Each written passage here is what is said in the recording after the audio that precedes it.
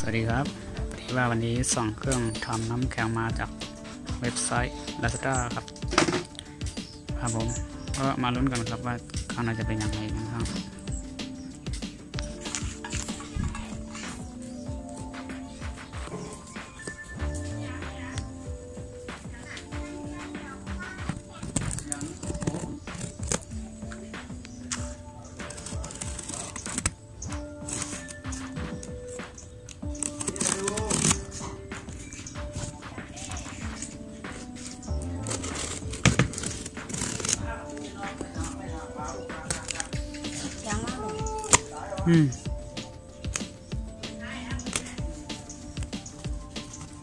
ก็แกะกล่องเรียบร้อยข้างในก็จะประมาณนี้ครับ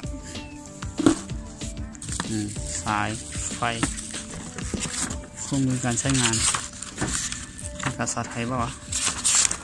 ไม่มีทุกอย่างหนังสือฝรั่งทั้งนั้นครับ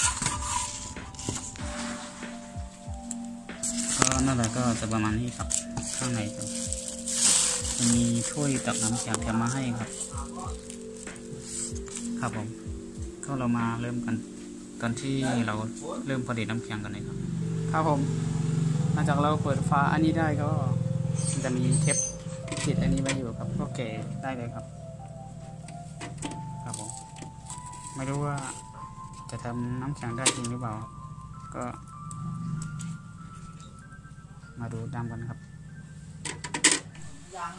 สวัสดีครับก็หลังจากเติมน้ำลงไปก็มีไฟขึ้นตอนนี้กระพริบครับแล้วก็ลองเปิดเครื่องครับ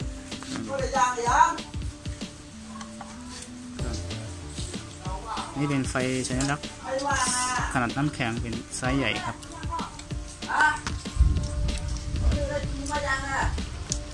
ตอนนี้เครื่องกำลังดูดน้ำขึ้นไปครับเพื่อที่จะทำน้ำเย็นไปก็ถ้าดูดน้ำขึ้นไปเตรียมเรียบร้อยก็จะมี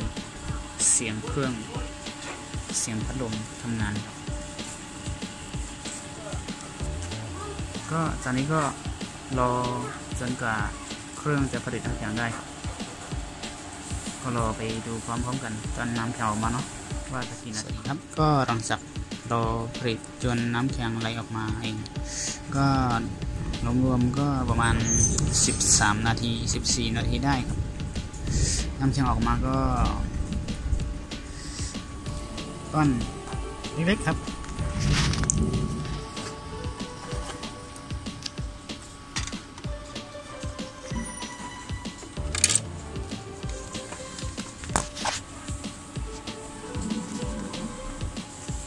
นี่ครับน้ำแข็งก็จากก้อนเท่านี้ครับก็ใช้ได้ครับยิ่งช่วงสถานการณ์โควิดอย่างนี้เราจำเป็นต้องเลี้ยงทำไปซื้อน้ำแข็งข้างนอกทำเองที่บ้านเลยต้องขยันทำครับพอกินได้ครับครอบครัวไม่เล็กไม่ใหญ่30 คนก็สนใจก็หาซื้อสั่งได้ครับก็ขอครับสวัสดีครับขอบคุณครับ